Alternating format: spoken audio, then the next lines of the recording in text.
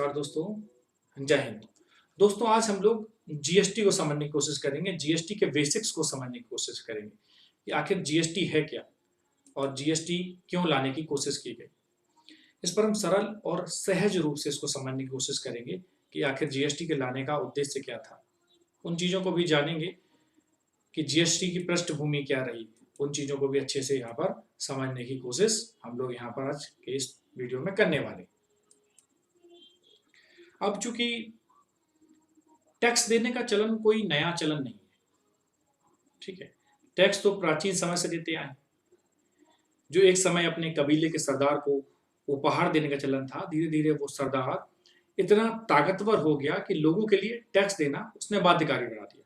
तब से लेके आज तक लगभग 2500 वर्षों के इतिहास के दौरान टैक्स व्यवस्था न जाने कितनी बार सुधार प्रक्रिया से गुजरी।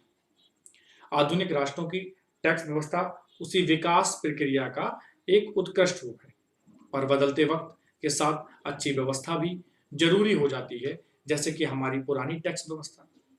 और तब हमें फिर से उस व्यवस्था में सुधार की जरूरत महसूस हुई, और आज टैक्स देने की व्यवस्था को राष्ट्रहित और विकास के लिए वहां के नागरिकों का राष्ट्र के प्रति एक कर्तव्य है। तो टैक्स क्या है? इस समय एक कर्तव्य माना जाता है। ऐसे में एक अच्छे नागरिक और एक टैक्स पेयर होने के नाते हमें हमारे देश के टैक्स सिस्टम की आधारभूत समझ तो होनी ही चाहिए।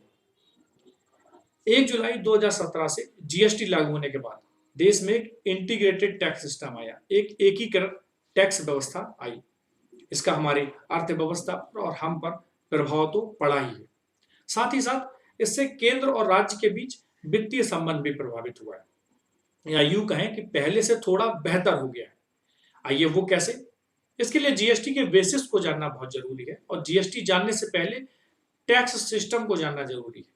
आइए पहले हम लोग टैक्स सिस्टम को समझते हैं कि ये जो टैक्स सिस्टम है ये कैसे काम करता है। मुख्य रूप से टैक्स दो प्रकार के होते हैं, एक होता है डायरेक्ट और एक होता है इनडायरेक्ट, ठीक है। अब जो डायरेक्ट टैक्स होते हैं, यानी कि ऐसा टैक्स जिस पे लगाया जाता है उसी से वसूला जाए। मान लो मुझ पे लगाया गया तो मुझसे ही वसूला जाए, ठीक है। जैसे income tax, corporate tax, property tax और गिफ्ट टैक्स, ये डायरेक्ट जिस पे लगाए जाते हैं उसी से वसूले जाते हैं, ठीक है। अब इसी प्रकार के टैक्स को डायरेक्ट लोगों या फिर संस्था से लिया जाता है। सरकार ने एक स्लैब बना दिया कि कितना कमाने पर कितना टैक्स देना पड़ेगा। जो जितना कमाएगा और जिस स्लैब में आता है उसी हिसाब से टैक्स भरता है। इस तरह से वो टैक्स सीधे सरकार के पास चला जाता है। इसमें कोई झंझट नहीं होता, क्योंकि इसमें सब कुछ स्पष्ट होता है, प्रक्रिया आसान होती है, क्योंकि इसमें अलग अलग आय वर्ग के लोगों के लिए एक अलग अलग टैक्स होता है, टैक्स का स्लैब होता है। इसलिए इसे प्रोग्रेसिव टैक्स या प्रगामी टैक्स सिस्टम भी कहा जाता है। जो दूसरा टैक्स है जो किसे कहते हैं इनडायरेक्ट टैक्स, यानी कि एक ऐसा टैक्स जो लगाया किसी और पे जाता है और वसूला किसी और से जाता है।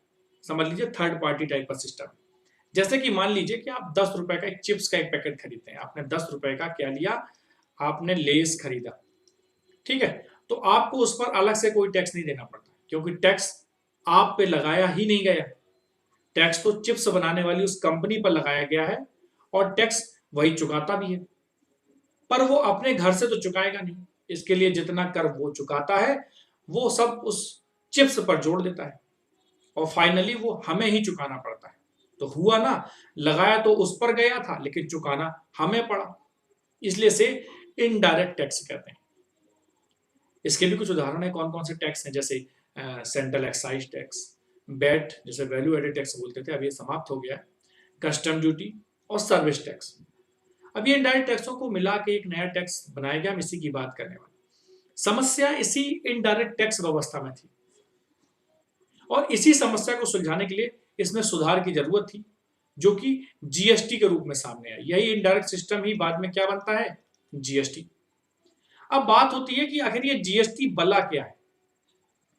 जीएसटी एक इनडायरेक्ट टैक्स है।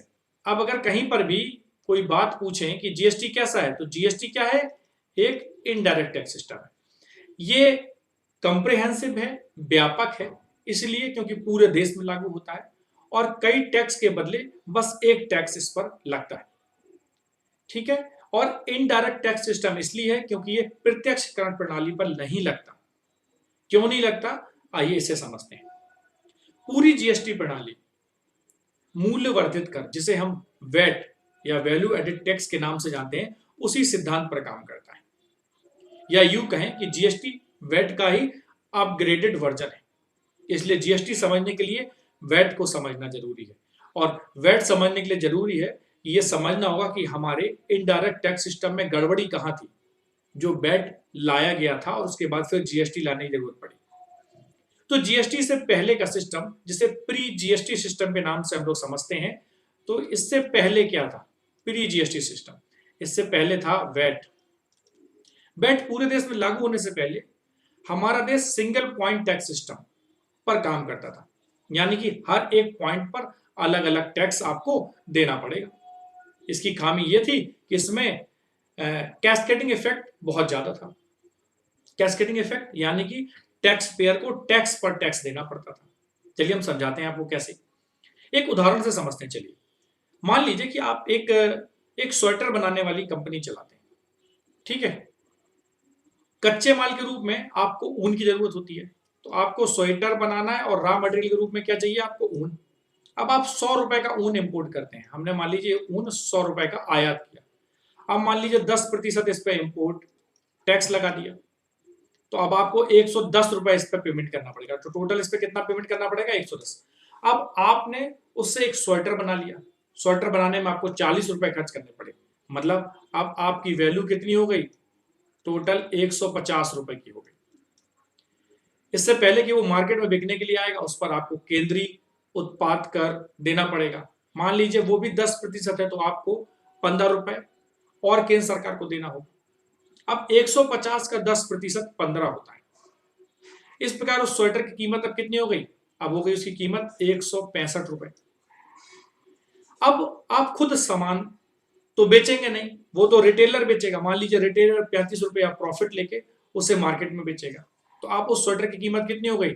अब उसकी कीमत हो गई 200 रुपया। अब वो जिस राज्य में बिकेगा, वो राज्य इस पर एक बिक्री कर या एक सेल टैक्स लगाएगा। अगर वो भी 10% हो, तो प्रोडक्ट की अंतिम कीमत कितनी हो गई? 220 रुपए। अब आप देखिए कि हर एक पॉइंट पर टैक्स देना पड़ रहा है, इसलिए इसे सिंगल पॉइंट टैक्स सिस्टम भी कहते हैं।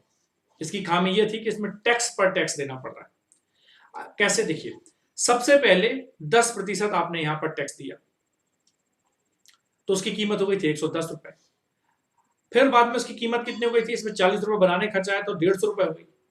अब पहले वाले 10 रुपए जो टैक्स में जुड़ा था, वो भी इसमें जुड़ा हुआ है ना। फिर आगे जाकर आपको फिर 10% देना पड़ा, तो आपको उस 10 रुपए पर भी टैक्स देना पड़ा। तो टैक्स पर टैक्स हो गया ना। पहले ही टैक्स के रूप में आप पहले ही दे चुके थे। इसी प्रकार जब आगे उस प्रोडक्ट की कीमत 200 रुपए हो गई, तो उसमें 15 रुपए तो टैक्स का था। फिर जब आगे आपने उस पर 10% टैक्स फिर लगा दिया, तो 15 रुपए तो टैक्स देना ही पड़ा था। साथ ही पहले वाले 10 रुपए पर भी टैक्स देना पड़ा, उस पर भी फिर से टैक्स देना पड़ा। तो टैक्स पे टैक्स और फिर टैक्स पे टैक्स। तो समझ रहे ना। इसी तरह फिर से आगे जब इस पर टैक्स लगेगा, तो पिछले वाले टैक्स पर भी टैक्स देना पड़ेगा। तो हुआ ना टैक्स पर टैक्स। इसी को कैस्केडिंग इफेक्ट कहते हैं। इस तरह टैक्स पर टैक्स लगने से वस्तु की अंतिम कीमत बहुत ज्यादा हो जाती है। इसी को खत्म करने के लिए इस पूरे सिस्टम को वैट सिस्टम से रिप्लेस कर दिया गया। वैट में ये कैस्केडिंग इफेक्ट खत्म हो जाता है। कैसे हो जाता है, आइए से फिर से एक उदाहरण से समझने की कोशिश करते हैं। एक मैं नई स्लाइड ले लेता हूं कि देखिए, वैट सिस्टम पे हम लोग जब बात कर रहे थे, तो इसे कहते हैं मूल्य वर्धित कर प्रणाली। ठीक है। शुरू में 10% टैक्स देने के बाद, जब 10% टैक्स दे दिया, 100 रुपए की चीज ले आए थे, तो वो 110 रुपए की हो गई थी। अब उसमें और 40 रुपए खर्च करके आपने एक स्वेटर बनाया, तो वो कितने का हो गया? टोटल 150 रुपए का। अब आपको सेंट्रल एक्साइज पे करना है। ठीक है। अब आपको क्या करना है? सेंट्रल एक्साइज पे करना है। अगर पुराने वाले सिस्टम से देखें, तो आपको 15 रुपए पे करना पड़ेगा। इसका 10% सेंट्रल एक्साइज का 10% कितना? तो आपको 15 रुपए पे करना पड़ेगा। वैट होने के कारण अब जो 10% टैक्स लगेगा, वो 150 रुपए पर ना लगकर 140 रुपए पर लगेगा। मतलब जो पहले वाले 10 रुपए उस पर नहीं लगेगा, क्योंकि उस पर तो आप पहले ही टैक्स दे चुके हैं, तो उस पर आपको फिर से टैक्स नहीं देना पड़ता। इसलिए आप देखें तो 140 का 10% कितना होता है? तो 14 रुपए होता है। तो याद कीजिए पहले 165 रुपए जो कीमत हो गई थी, अब वो 14 रुपए आपको एक्स्ट्रा देना पड़ेगा। ठीक है, इसे ही उत्पादन पर देयता या फिर आउटपुट टैक्स लायबिलिटी कहा जाता है। जो 10 रुपए आप पहले ही पे कर चुके हैं, इसे इनपुट टैक्स क्रेडिट कहेंगे। ये जो 10% था, इसमें 10 जुड़ गया था, तो इनपुट टैक्स पेमेंट हो गया। तो बात यहां तक आपको समझ में आई होगी। तो कुल मिलाकर यहां पर जो आपको वैट देना पड़ा है, ठीक है, वो होगा मात्र 4 रुपए।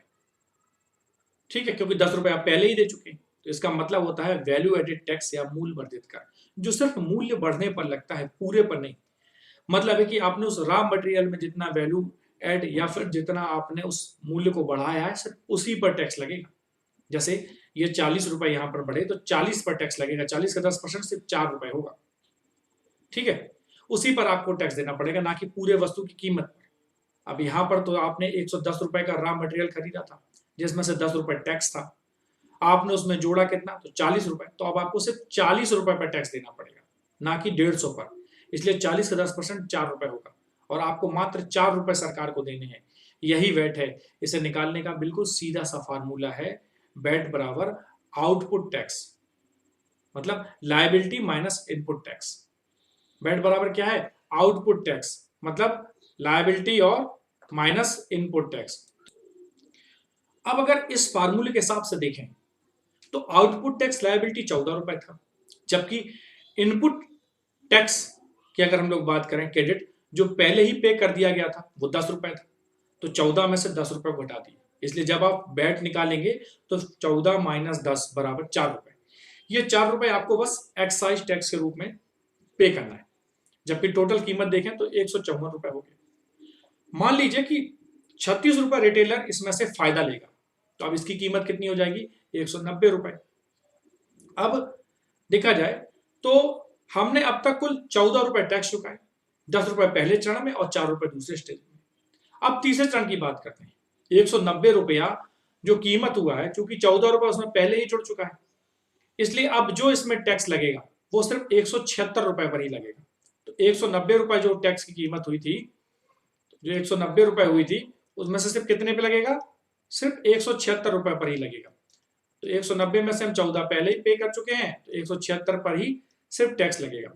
अब यहां पर भी 10% टैक्स लगा दिया, तो 176 की कीमत कितनी हो जाएगी, इसको भी चलिए हम लोग समझने की कोशिश करते हैं एक बढ़िया के एग्जाम्पल के माध्यम। अब मान लीजिए यहां पर भी 10% का टैक्स लग जाता है, तो आप क्या करेंगे, अगर यहां पर भी 10% टैक्स लगेगा, तो अब इसकी अंतिम कीमत की क्या हो जाएगी, इसमें 17.6 रुपए जुड़ जाएंगे, तो इसकी कीमत हो जाएगी 193.6। अब यहां पर 17.6 रुपए जो आउटपुट टैक्स लायबिलिटी है, वही अब तक जो टैक्स चुका चुके हैं, जो कि 14 रुपए है, तो वो है इनपुट टैक्स क्रेडिट। तो इसको इसमें से घटा दो।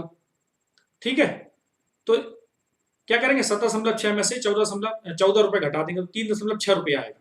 यानी यहां पर आपको कुल 3.6 रुपए ही चुकाने पड़े, पहले वाले में पूरे पर चुकाना पड़ते। तो वैसे भी अगर आप देखेंगे कि दूसरे चरण में उसकी कीमत थी 154 रुपए, उसमें जो वैल्यू एड किया गया था वो था 36 रुपए, और वैल्यू एडेड टैक्स का मतलब भी होता है वैल्यू जो उसमें जोड़ा गया उस पर लगने वाला कर। यहां पर वो 36 रुपए आ रहा है, और 36 का 10% निकालें तो वो होता है 3.6 रुपए। इसी को कहते हैं वैट सिस्टम। अब दोनों में आपको फर्क पता चल गया होगा कि सिंगल पॉइंट टैक्स सिस्टम वाले केस में देखें तो यहां पर 3 चरण के बाद जो अंतिम उत्पाद की कीमत आ रही थी, वो आ रही थी 220 रुपए। ठीक है, जबकि उसमें भी तीनों स्तर पर 10% टैक्स ही लगाया गया था। वहीं वैट वाले केस में देखें तो यहां पर तीनों स्तर पर 10% ही टैक्स लगाया गया, लेकिन अंतिम उत्पाद की कीमत आ रही है 193.6 रुपए। 193.6 रुपए आ रही है यहां पर। मतलब है कि लगभग 26 रुपए का अंतर आ रहा है। और ये अंतर क्यों आया, क्योंकि टैक्स पर टैक्स लगाने वाला सिस्टम खत्म हो गया, जो वैट में आपको दिखाई दे रहा है, यानी कि कैस्केडिंग इफेक्ट खत्म हो गया। ये जो 26 रुपए की कमी आई है, उसका फायदा भी जनता को ही मिलेगा। अब आप समझ गए होंगे कि वैट क्यों लाया गया था। अब आपके मन में एक सवाल आएगा कि जब वैट इतना अच्छा था और इसमें कैस्केडिंग इफेक्ट खत्म हो गया था, वस्तु की कीमतें कम हो गई थी, तो फिर इसे जीएसटी में क्यों बदला गया। तो इसका जवाब यह है कि वैट लगने के बाद भी कुछ कमियां थी टैक्स सिस्टम में। जिसे वैट भी ठीक नहीं कर सकता था। अगर कोई सिस्टम इसे ठीक कर सकता था तो वो था जीएसटी। अब चलिए उसको समझने की कोशिश करते हैं। वैट के बावजूद टैक्स व्यवस्था में वो समस्याएं कौन थी, पहले उसको समझें।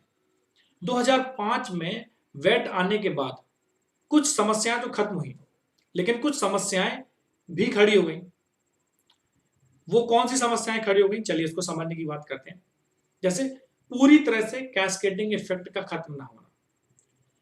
वैट आ जाने से भी पूरी तरह से ये इफेक्ट खत्म नहीं हुआ। वो ऐसे कि केंद्र और राज्य के बीच में जो टैक्स व्यवस्था था उसमें कैस्केडिंग इफेक्ट था। अब इसे समझना है तो चलिए इसे भी एक उदाहरण से समझने की कोशिश करते हैं कि किसी ने कहीं से भी रॉ मटेरियल इंपोर्ट किया तो उस पर केंद्र सरकार ने एक इंपोर्ट ड्यूटी लगाई, और वो सामान किसी फैक्ट्री में गया जहां से बन के तैयार होके आया। ठीक है, जब वहां से बनकर निकला तो केंद्र सरकार ने उस पर एक एक्साइज ड्यूटी लगाई। तो अभी भी दो स्तर पर केंद्र सरकार द्वारा टैक्स लगाया गया था। वो दो स्तर क्या थे, एक इंपोर्ट में और दूसरा में एक्साइज ड्यूटी में। तो उसमें वैट अच्छे से काम नहीं कर रहा था, तो घुमा फिराकर पैसा केंद्र के पास ही रहता था और इनपुट क्रेडिट आसानी से मैनेज कर लिया जाता था। यही बात राज्य पर भी लागू होती थी। बहुत सी चीजें राज्य के अंदर ही उत्पादित और खपत हो जाती थी, उस पर राज्य सरकार भी अपना कर लगाती थी। इसमें भी कैस्केडिंग नहीं था।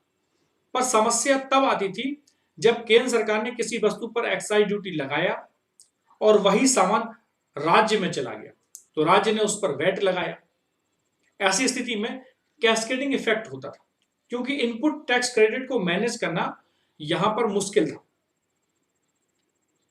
अब क्योंकि अलग अलग राज्यों में वैट के रेट भी अलग अलग थे या दरें अलग अलग थी, तो इससे फर्क यह पड़ता था कि एक ही वस्तु का दाम अलग अलग राज्यों में अलग अलग हो जाता था। अब चूंकि ये राज्यों के हाथ में था, इसलिए केंद्र के लिए यहां ज्यादा कुछ करने की गुंजाइश नहीं थी कि वो राज्यों से कहे कि वैट को एक निश्चित करो और सभी लोग एक ही वैट लगाएं। ऐसा केंद्र नहीं कह सकता था, क्योंकि ये राज्य के हाथ में है। अब यहीं पर एंट्री होती है सर्विस टैक्सेस की एंट्री। पहले तो सिर्फ गुड्स पर टैक्स लगता था, लेकिन 88 में संविधान संशोधन 2003 के द्वारा सर्विसेज पर भी टैक्स की व्यवस्था लाई गई। लेकिन इसके लगने के बाद ही समस्याएं आनी शुरू हो गई।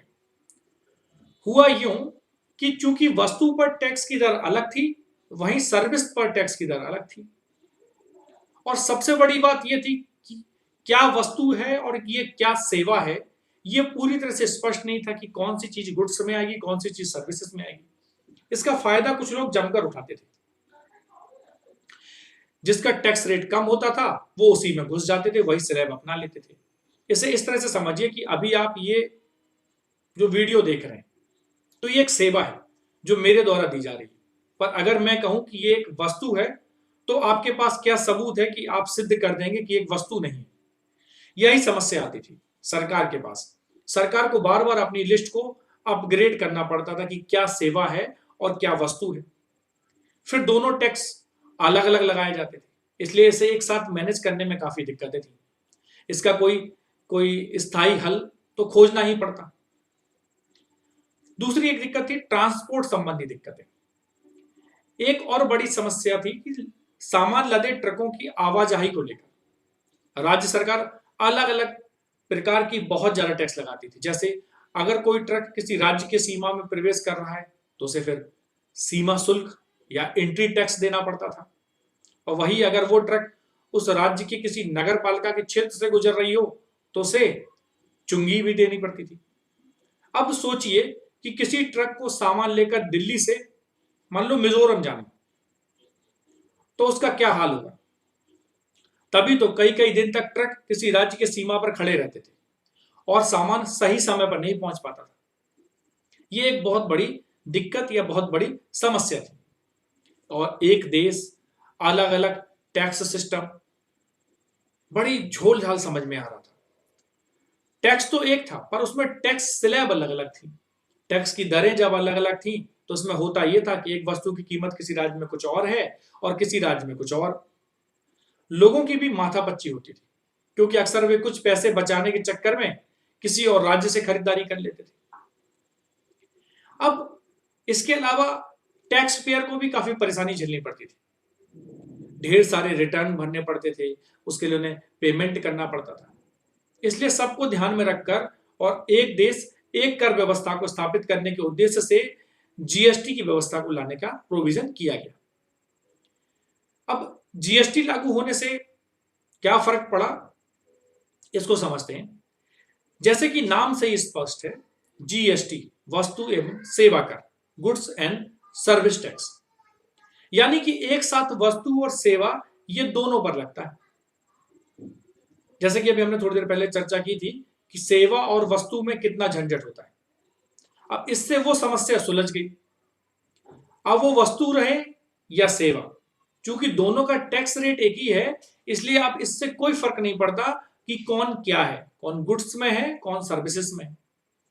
दूसरी बात, इसके आने से बहुत सारे टैक्स खत्म हो गए और उनकी जगह पर सिर्फ एक टैक्स आ गया और उसका नाम क्या है, जीएसटी। अब जीएसटी लागू होने से कौन कौन से टैक्स खत्म हुए, चलो हम कुछ इसकी बात करते हैं। जैसे कुछ डायरेक्ट टैक्स थे, अब डायरेक्ट टैक्स से इसका कोई लेना देना नहीं, इसलिए पूरी तरह से अप्रत्यक्ष करों पर ही लागू होगा। अब देखें जो कर कौन कौन से थे जिनको खत्म हुए। मान लीजिए केंद्र सरकार और राज्य सरकार के कौन कौन से कर खत्म हुए, चलो इसको ऐसे करते हैं। मान लीजिए केंद्र सरकार के कौन से कर खत्म हुए, इसके लगने से केंद्र सरकार का केंद्रीय उत्पाद कर, जिसे सेंट्रल एक्साइज ड्यूटी कहते हैं, ये पूरी तरह से खत्म नहीं हुआ, ध्यान रखना। हाँ, जहां पर जीएसटी लागू है वहां पर यह पूरी तरह से खत्म हो चुका है।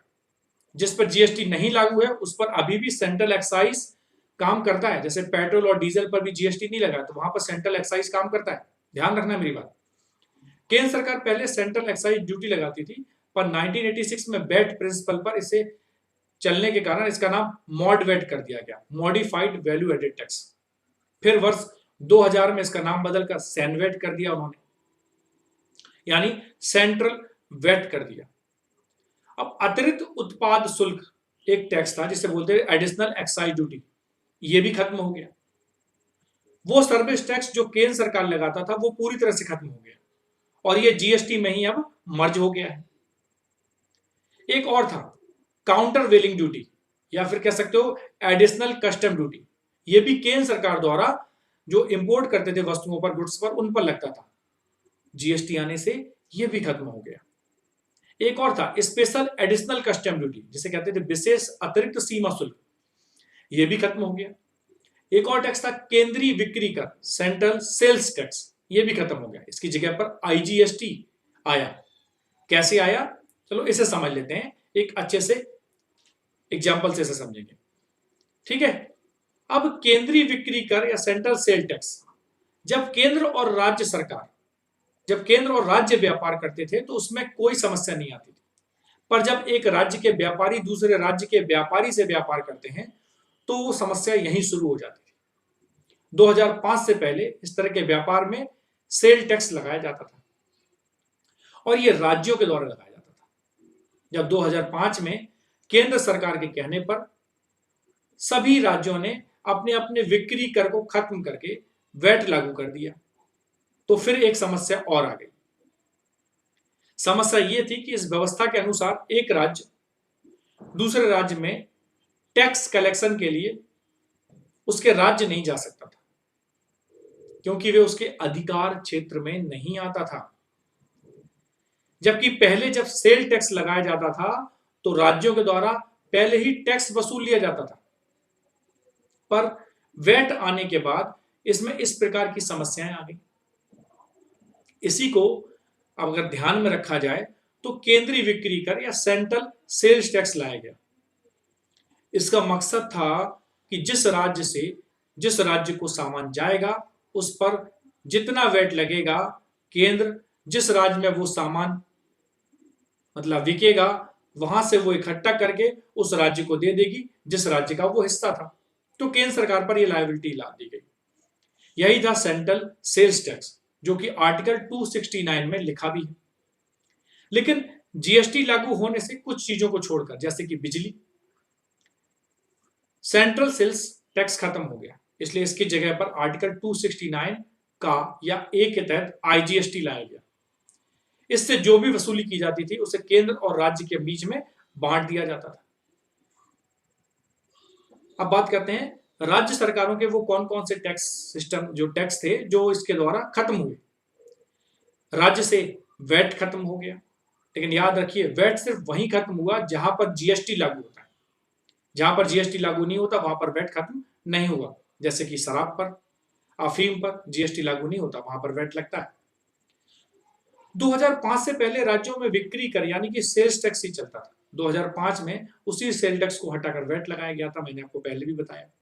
दूसरा राज्यों के कर था एंट्री टैक्स, सीमा शुल्क। ये पूरी तरह से खत्म हो गया। अब किसी भी ट्रक को किसी भी राज्य की सीमा पर रुकना नहीं पड़ता है। वो बेरोक अपनी जगह पर जा सकते हैं जहां पर उन्हें सामान लेके जाना होता है। एक था चुंगी, ये भी पूरी तरह से खत्म हो गया। अब कोई नगर पालिका कोई रास्ते को रोककर चुंगी नहीं वसूल सकती।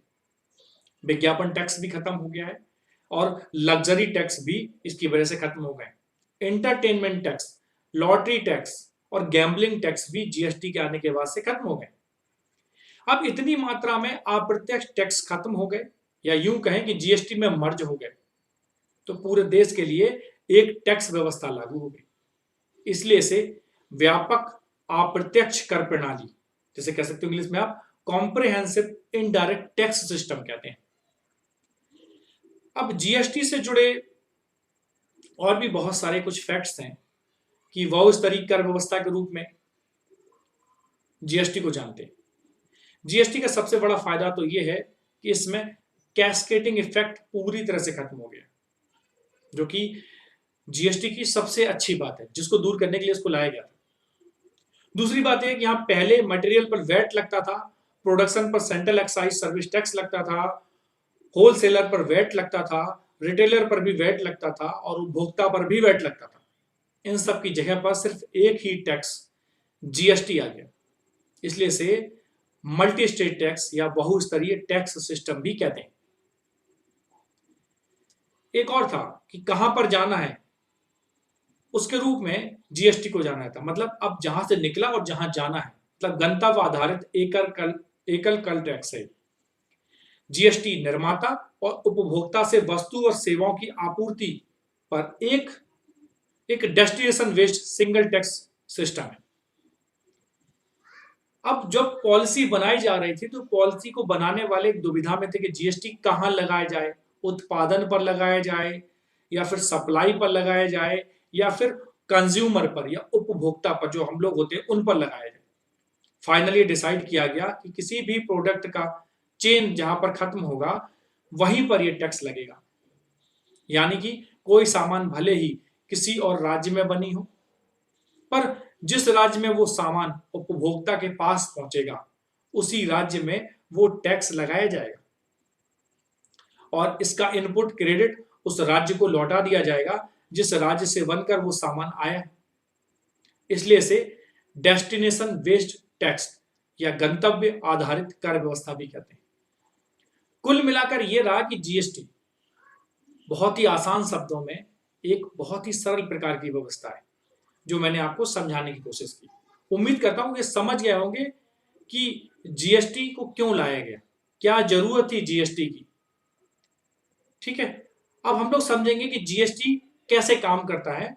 इसको हम लोग नेक्स्ट वीडियो में समझने की कोशिश करेंगे, जीएसटी कैसे काम करता है। तो दोस्तों उम्मीद करता हूं कि आपको वीडियो पसंद आया हो, तो इसे लाइक करना, शेयर करना और सब्सक्राइब करना आप ना भूलें इस चैनल को। और इस प्रकार की जानकारी को बिल्कुल सरल शब्दों में जानते रहना चाहते हैं तो कमेंट करना ना भूलें। और किसी विषय को आप बहुत सरलता से समझना चाहते हैं तो मुझे कमेंट में उस टॉपिक का नाम जरूर भेजें। नमस्कार, जय हिंद।